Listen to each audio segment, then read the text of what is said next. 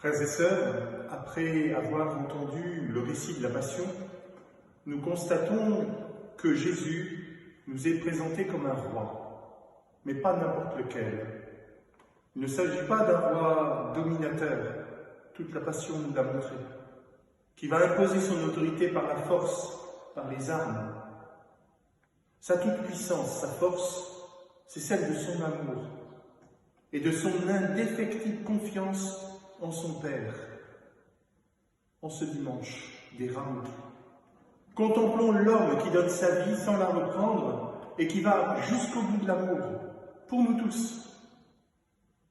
Tournons sans honte nos regards vers la croix, vers ce roi torturé, humilié, injurié, qui n'a jamais renié aucun de ses actes, ni aucune de ses paroles.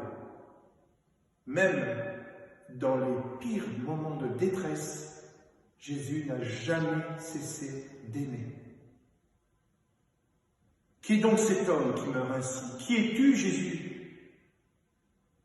La réponse, nous la trouvons à la fin de cet évangile, venant de la part du centurion et de ceux qui gardaient Jésus au pied de la croix. Ils se mirent à dire, devant la mort de Jésus, vraiment, celui-là était fils de Dieu. Le récit de la Passion que nous venons d'écouter nous rappelle la mort cruelle de Jésus pour nous conduire à une confession de foi. Vraiment, tu es le Fils de Dieu. Tout l'évangile de la Passion veut nous faire discerner que dans l'humanité de Jésus, dans sa vie, dans ses gestes, dans ses paroles et surtout dans sa mort, la présence de Dieu ne l'a jamais quitté.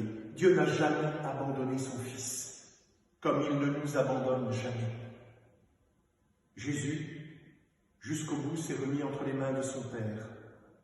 En ce dimanche devant la croix, la gloire de Dieu se manifeste dans la faiblesse, l'impuissance, la souffrance et même la mort.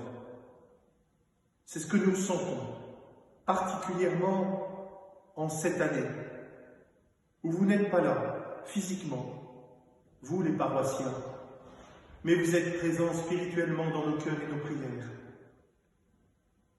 Cette gloire ne peut être que la gloire de l'amour. Il n'y a pas de plus grand amour que de donner sa vie pour ceux qu'on aime. Jésus est l'amour incarné, l'amour fait chair. Et notre mission, à nous chrétiens aujourd'hui, c'est de témoigner de ce Jésus, mort et ressuscité, de témoigner qui il est pour nous. Osez dire qu'il nous a ouvert un chemin alors que nous étions tous dans une impasse. Replongeons-nous au cœur de notre foi. Le Seigneur nous invite, nous demande une chose, livre-moi ton passé, livre-moi ta misère, livre-moi ton péché et accueille ma vie. Il nous demande de revenir vers lui pour nous donner son pardon. Il veut nous ouvrir la voie du bonheur éternel, d'une vie qui dépasse la mort. Alors aujourd'hui, en ce jour des Rameaux, en cette semaine sainte qui commence, ne déclinons pas son invitation. Si vous entendez sa voix, n'endurcissez pas votre cœur, mais écoutez la voix du Seigneur. Frères et sœurs, ne refusons pas son salut. Jésus nous attend. Cette semaine, nous pouvons le suivre pas à pas, pour mourir avec lui, mais pour ressusciter avec lui, car il est vraiment le Fils de Dieu. C'est ça, faire ses Pâques. Belle semaine sainte à vous tous, et que notre prière à tous, au Père Baptiste, au Père Jérémie et moi-même, vous rejoigne maintenant. Amen.